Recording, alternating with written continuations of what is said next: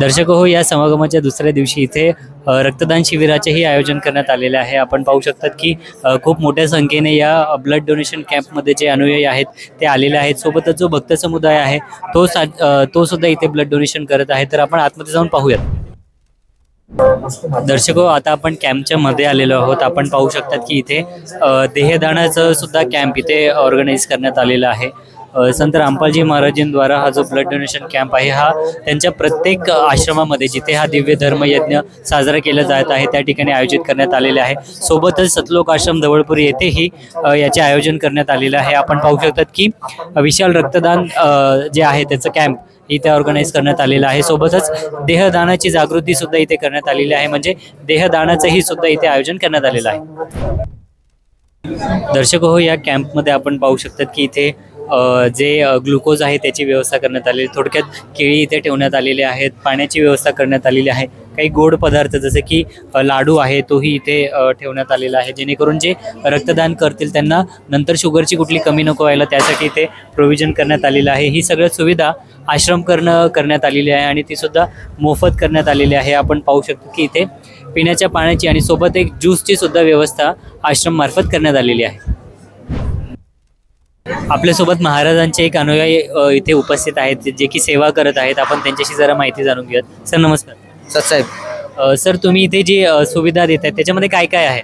Sir यामध्ये आपण केळी आणि लड्डू, जिलेबी आणि ग्लुकॉन डी जे ते पण आपण ठेवलं होतं आणि चायची पण व्यवस्था आहे आणि बिस्किट आमची पण।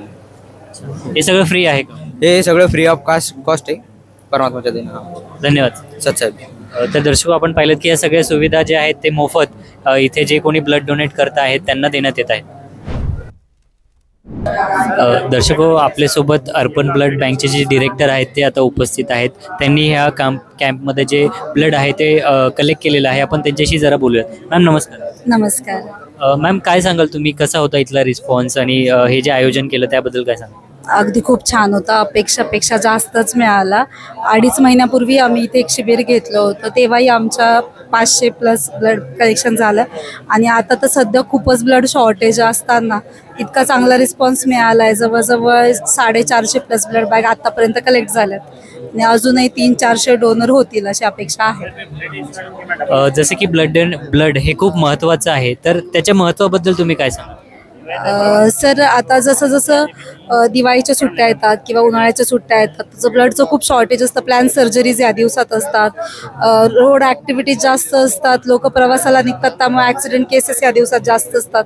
तर खूप प्रमाणात ब्लड लागतं आणि सुट्ट्या जास्त असल्यामुळे लोक रक्तदान करण्याचं प्रमाण कमी आहे, त्यामुळे शॉर्टेज येतं। तर ह्या सीझनला ब्लड डोनेशन झालं की त्याचा नेहमी फायदाच होतो।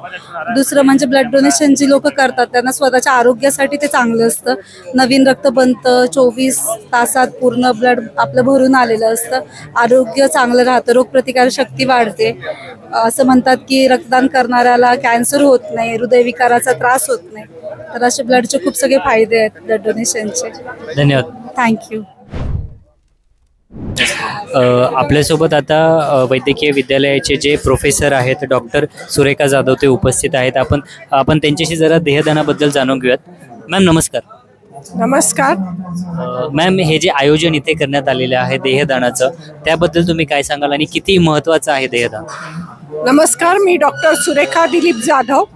मी विठ्ठलराव विखे पाटील मेडिकल कॉलेज अहिल्यानगर येथे प्राध्यापक म्हणून शरीरशास्त्र विभागात कार्यरत आहे। देहदान हे फार आवश्यक आहे। प्रथम वर्ष वैद्यकीय विद्यार्थ्यांना शरीरशास्त्र विषय शिकवताना या देहाची खूप उपयोग होतो। हे जे आयोजन इथे करण्यात आलेलं आहे त्याबद्दल काय सांगा? हे आयोजन सत्संग लोकांनी केलेलं आहे आणि त्यांनी आम्हाला इन्फॉर्म केलं होतं, म्हणून आम्ही या ठिकाणी आलो आहोत। किती आतापर्यंत देहदानाचे फॉर्म भरले गेलेले आहे, काही अंदाज? 75 देहदानाचे फॉर्म इथं भरले गेलेले आहेत। धन्यवाद। थँक्यू। तर दर्शको, आपण पाहिलं की डॉक्टर सुरेखा जाधव जे आहेत त्यांनी आपल्याला सांगितलं आहे की साधारण 75 जे लोक आहेत त्यांनी इथे देहदानाचा फॉर्म भरलेला आहेत आणि अजूनही काही फॉर्म इथे भरण्यात येणार आहेत। दर्शको हो, ही रांग जे आपण पाहत आहेत तर हे सर्व जे वयस्कर जे अनुयायी आहेत संत रामपालजी महाराजांचे, ते इथे देहदानाचा फॉर्म भरण्यासाठी बसलेले आहेत.